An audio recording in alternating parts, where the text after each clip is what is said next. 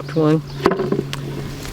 They fall off. We have a leaf mulch at the bottom, so once you drop it, it's rare to be able to find it. Yeah. Yeah, it's hot today too. It's very hot today. Pretty soon we'll be in the dog days of August. The dog days of August. Those days that stretch between summer and fall. I don't know why they call it dog days. Well, we used to have a dog. Yeah, we had a lot of dogs. I love dogs. And they were interesting characters. Yeah. It's kind of expensive and takes a lot of time where I'd have a dog now. But we've had a lot of dogs over time. We had the 2 Great Danes. They were big dogs. Very big. One weighed, 2 females, sisters. One weighed 140 pounds, one weighed 160 pounds. And they were strong. Yeah. Very strong-willed, too. Yes, they were. And then we had a Doberman Pinscher named Jake. And at the same time, and he and the Danes didn't like each other. And he didn't like me so much either. he was your dog. Yeah, he was my dog. He was your dog. I think I was like in the hierarchy. You were number 1, he was number 2, and I was number 3. At least I was number 1. Yeah, at least you were number 1. Yeah, because I remember we used to throw the frisbee back and forth, and he would get upset if I didn't give him the frisbee. He wanted it. And so once he tried to take it out of my hand and I jerked it back and he nipped me on the fingers. And once I wouldn't let him have it. He was really smart, very crafty. He left, he went around in a big circle and I didn't see him and he came up behind me and nipped me on the rear end. And so he was mad because he wanted that frisbee. Yeah. Yeah, he was quite a dog. Yeah. But my favorite dog that I was close to that was my dog was Bitsy. Yeah. And I remember when she was an answer to prayer. I remember praying for a little dog and you didn't really want me to get one, but you were traveling a lot and I wanted a little companion to walk with me and do things with. And I was praying on the way back from Florence one day doing the shopping and when we worked at Butler Creek. And I just said, Lord, okay, I'm just going to leave it up to you. I'm not going to go look for a little dog. I just want a little one. But if you have a little dog for me, just have somebody drop one off because people are always dropping off dogs and stray dogs. And so I drove up I just said that prayer, drove up in the driveway, started to go up the hill. There was a little dog standing right in the middle of the road. And I said, oh, Lord, is that my dog? And she was really scared. She was very hungry, she was very skinny, and I think I figured out later she had been living on chipmunks on the side of the hill. Nobody was feeding her. Yeah. And so I started feeding her, and from then on she was my dog. And I remember if you started to hug me, she would get jealous, and I remember her barking and jumping up, trying to jump between us and separate us if you got close to me. But she never bit me. She never bit you. Bitsy was a sweet dog. She didn't bite anybody. Yeah. And it broke my heart when the time came that she was 14. I had to have her put to sleep. She wasn't doing well, and it just I haven't had a dog since. She was the love of my life as far as dogs go. Yeah. Yeah.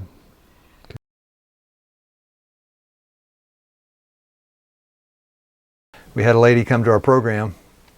And she was kind of withdrawn, kind of sealed off, very challenging to try to work with. And I got a call from the lady managing our lifestyle program. She said, there's a dog down here on the welcome mat in front of the door. It was a drop-off, a stray. It had mange, it was sick, I think bleeding at the mouth, had a lot of problems. And as I got down there 10, 15 minutes later, that lady who had gone for a walk, because normally our guest walked with our lifestyle counselors. We had a lot of fellowship time, but she didn't want to interact with us, so she went for a walk. But of course, you know, a dog goes with you when you go to walk, so that dog had gone with her. 30 minutes later, they came back, and she'd made a friend with that dog. And so after lunch, she went for another walk, the dog went with her, and she made a friend. You know, if you want to make a dog happy, you know, there are really 2 things you can do, maybe 3. You can you pet the dog, and you can maybe feed the dog, and you can be kind to the dog, and the dog's tail, it wags. And you know, the dog is kind of what I'd call a safe friend. When you walk with the dog And first of all, the dog doesn't care how much money you have, doesn't care what color your skin is, doesn't care about the house you live in, doesn't care about the car you drive. Dog just wants a little bit of friendly attention, maybe a dog biscuit. Then you've won that dog's heart. And that lady also knew that when she told her secrets to that dog, who's the dog going to tell? And that dog was giving that woman a lesson in trust. You know, back in 1999, there was a concept, a pilot project started by Dennis Anderson, who was the head of the mental health agency in Alberta. And what he did, he called it the Chemo Project. Chemo was a blue heeler, that was the name of his dog. And his philosophy was to encourage the client to talk to the animal rather than the therapist. The client's focus on the animal may result in easier articulation of thoughts and words, because animals are sympathetic listeners and cannot tell secrets. I think they had a lot of success because people are very comfortable in speaking to dogs because God built the dog. It's not a free moral agent. It has certain instincts that rule it, and it can't speak. It just barks, and it can just be the dog. And so there was a lot of science behind Job 12:7. Ask the dog, and they shall teach thee. You know, when I was in school, I was taking a class on Scotch and Irish poets. And there was one named Samuel Coleridge that had this to say about dogs. The one absolutely unselfish friend that man can have in this selfish world, the one that never deserts him, the one that never proves ungrateful or treacherous, is his dog. You know, of course, that's looking through secular lenses. Doesn't have the spiritual eyesight. But when you know Proverbs 18:24, it's a friend that sticketh closer than a brother. That's a friend that can talk, can encourage, can give hope. And that friend is named Christ. I remember my crisis night. This was when I was like 35, 36 years old. I had a crisis. You know, Darlene, my wife now of 44 years, she came home. She said, I'm divorcing your sorry hide. I'm going up to have a bite to eat. When I get back, I want you out of here. Our marriage had disintegrated.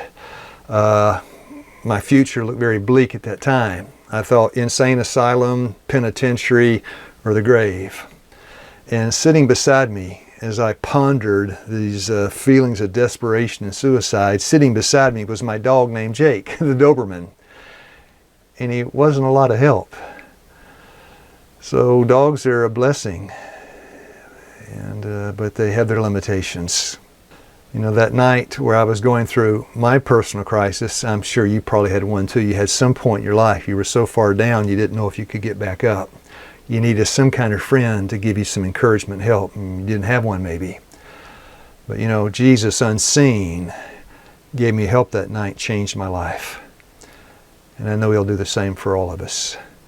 So dear friends, may God help us in these dog days. They call the sultry, hot days of summer. And we're in the now, the dog days.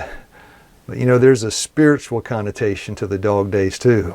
The Lord wants to teach us through our little animal friends, our four-legged friends, to trust.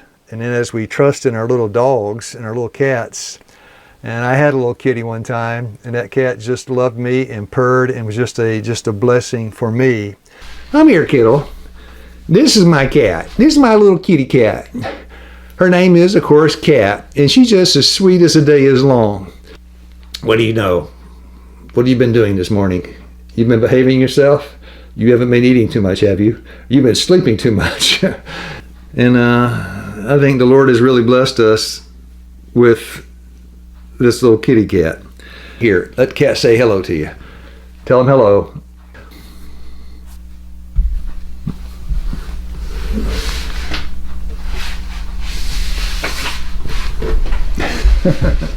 There you go, kiddo. So my dear friends, may Christ be very close to you today, whispering encouragement and hope in your ear, because 1 Peter 5:7, we can cast all our cares upon Him because He cares for us. God bless you, my friends. You have a nice day.